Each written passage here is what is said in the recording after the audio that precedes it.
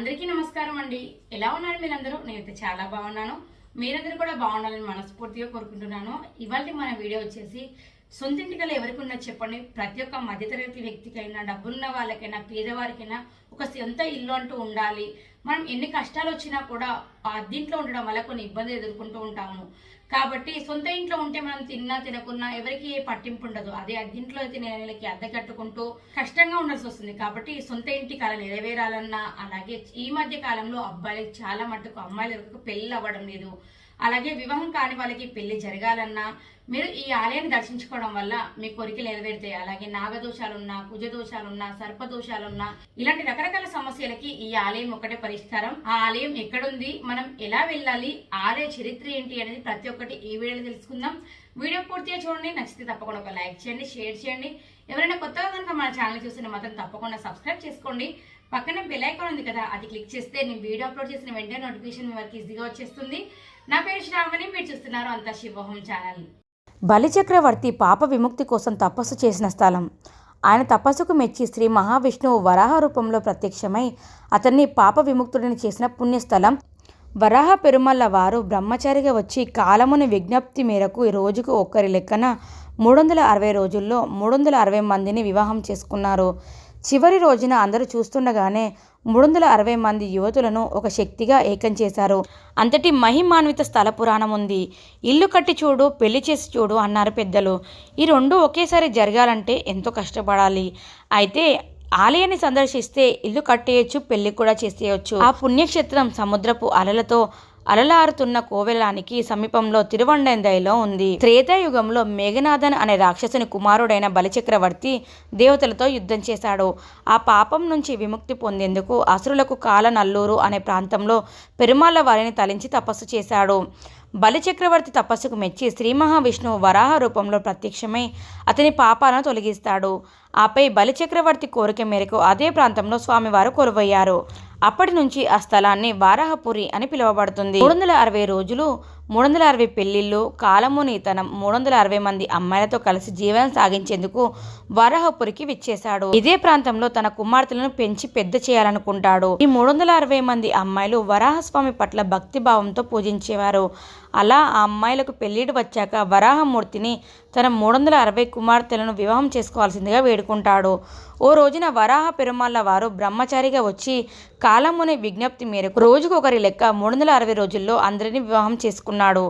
చివరి రోజున అందరూ చూస్తుండగానే 360 మంది యువతులను ఒక శక్తిగా ఏకం చేశాడు. ఆ శక్తి పేరు అఖిలవల్లిగా పిలువబడుతుంది. అలా అఖిలవల్లిని ఎడమవైపు ఉంచుకొని గర్భగుడిలోకి వెళ్లిన స్వామివారు వరాహమూర్తిగా, లక్ష్మీ వరాహమూర్తిగా భక్తులకు దర్శనమిస్తాడు. వరాహపురిలో ఆది వరాహ పెరుమాళ్ అఖిలవల్లి తాయారు లక్ష్మీదేవితో పాటు భూమిపై ఓ కాలు మోపినట్లుంటారు.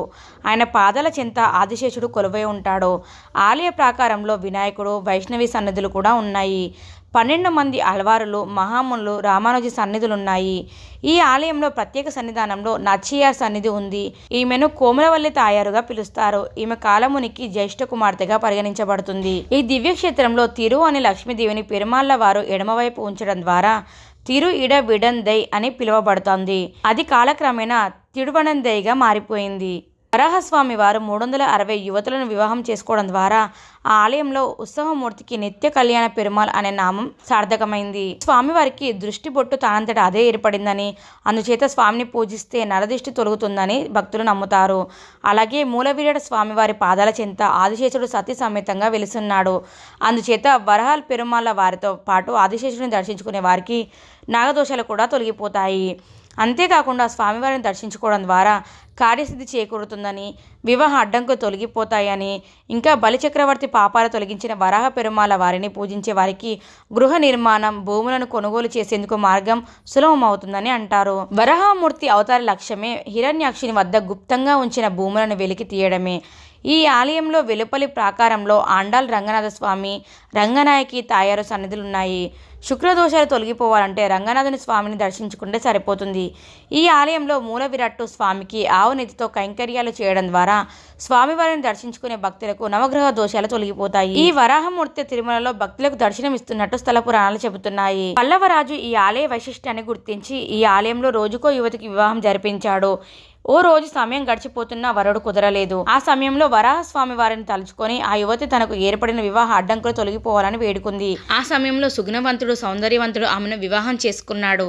ఆపై మహారాజా మమ్మల్ని చూడు అంటూ గర్భాలయంలోకి వెళ్లి ఆ దంపతులు అంతనార్థమైపోయారు. దీంతో స్వామివారే దిగొచ్చారని చెప్పి తన చేతుల మీదుగానే రోజు కళ్యాణోత్సవం జరిపించేవాడట.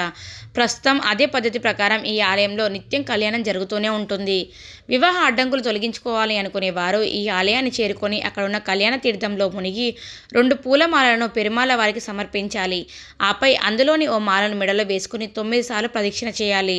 తద్వారా ధ్వజస్తంభం వద్ద నమస్కరించాలి. మెడలో వేసుకుని ఆలయాన్ని 9 సార్లు ప్రదక్షిణ చేసిన మాలను ఇంటికి తీసుకెళ్లి పూజ గదిలో ఉంచి పూజించాలి. ఇలా చేస్తే ఏడాదిలోపు వివాహం కుదిరిపోతుంది. ఇలా వివాహమైన దంపతులు ఈ ఆలయాన్ని దర్శించుకుని ఆ మాలను స్వామివారి ఆలయ స్థల వృక్షం వద్ద సమర్పించాలి. చెన్నైలో ఉన్న తిరువాన్మియూర్ నుంచి 32 కిలోమీటర్ల దూరంలో మహాబలిపురం పాండిచేరి వెళ్లే ఈసీఆర్ రోడ్డులో ఈ ఆలయం వెలిసి ఉంది. చూసారు కదండి, ఈ ఆలయం గురించి మీకు ఇంతకుముందు తెలుసా లేదా అనేది కింద కామెంట్ చేయండి. అలాగే వీడియో నచ్చితే తప్పకుండా లైక్ చేయండి, షేర్ చేయండి. ఎవరైనా కొత్తగా మన ఛానల్ చూస్తుంటే మాత్రం తప్పకుండా సబ్స్క్రైబ్ చేసుకోండి. పక్కనే ఉన్న బెల్ ఐకాన్ ఉంది కదా, అది క్లిక్ చేస్తే నేను వీడియో అప్లోడ్ చేసిన వెంటనే నోటిఫికేషన్ మీ వరకు ఈజీగా వచ్చేస్తుంది. Thank you for watching.